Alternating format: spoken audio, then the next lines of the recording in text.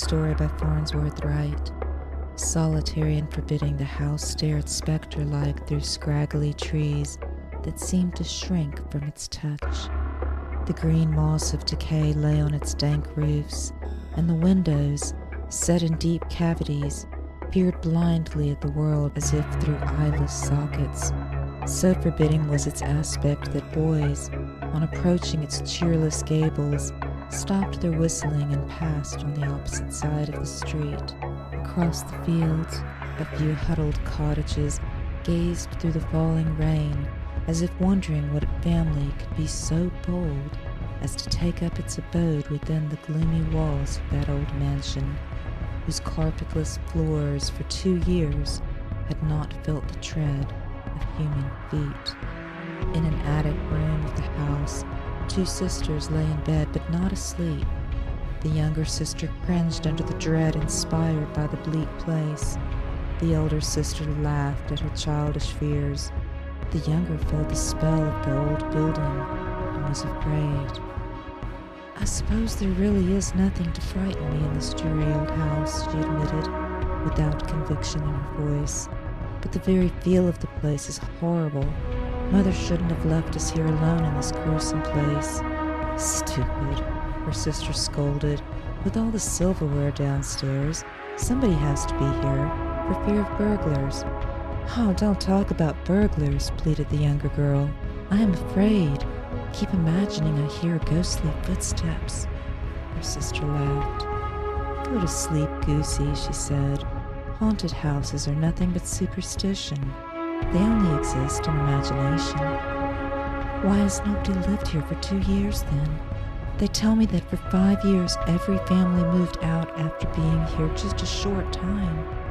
The whole atmosphere of the house is ghastly, and I can't forget how the older Berkheim girl was found, stabbed to death in her bed, and nobody ever knew how it happened.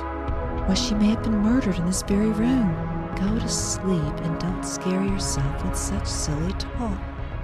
Mother will be with us tomorrow night, and Dad will be back the next day. Now go to sleep." The elder sister soon dropped into slumber, but the younger lay open-eyed, staring into the black room and shuddering at every stifled scream of the wind or distant growl of thunder. She began to count, hoping to hypnotize herself into drowsiness, but at every slight noise she started and lost her count. Suddenly she turned and shook her sister by the shoulder. "Edith, somebody is prowling around downstairs," she whispered. "Listen. What shall we do?" The older sister struck a match and lit the candle. Then she slipped on her dressing gown and drew on her slippers. "You're not going down there. Edith, tell me you're not going downstairs. It might be that murdered Berkheim girl. Edith, don't." Edith shot a glance of withering scorn at her sister, who lay on the bed with blanched face and wide, terrified eyes. "There is something moving around downstairs. I'm going to find out what it is," she said. Taking the candle, she left the room.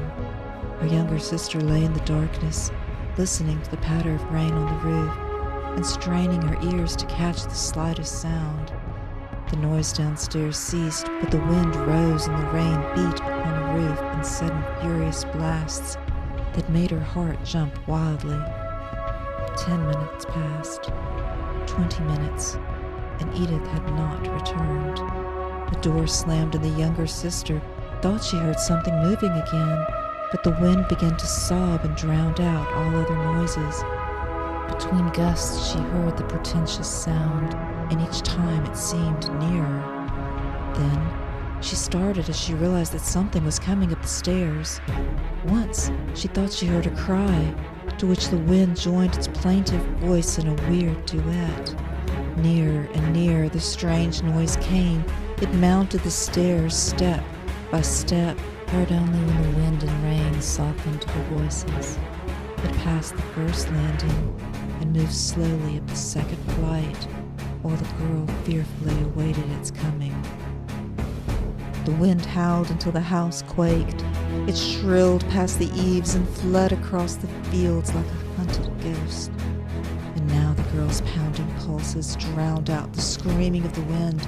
for the presence had invaded her bedroom. She cowered under her covers, a cold perspiration chilling her body until her teeth chattered. Her imagination conjured up frightful things, a disembodied spirit come to destroy her, a corpse from the grave, gibbering in terror because it could not tear the cerements from its face. The murdered Bergheim girl, with the knife still sheathed in her heart, or some escaped beast, licking its lips in greedy anticipation of the feast her tremulous body would provide. Or was it a murderer who, having killed her sister, was now bent on completing his bloody work?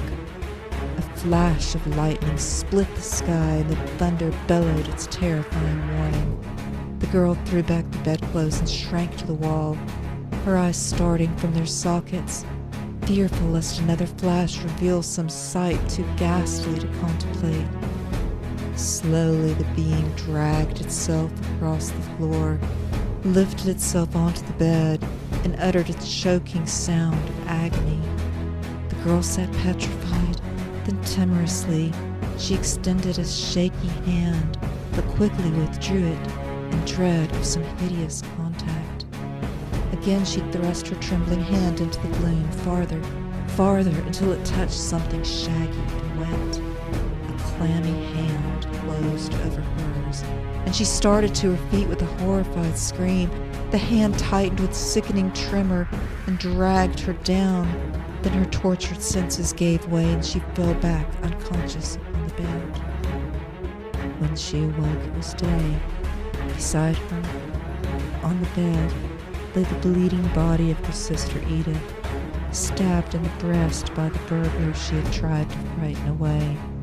The younger girl was clutching the clotted wisps of hair that had fallen across the breast of her sister, whose cold hand had closed over hers in the last convulsive shudder of death. End of the closing hand.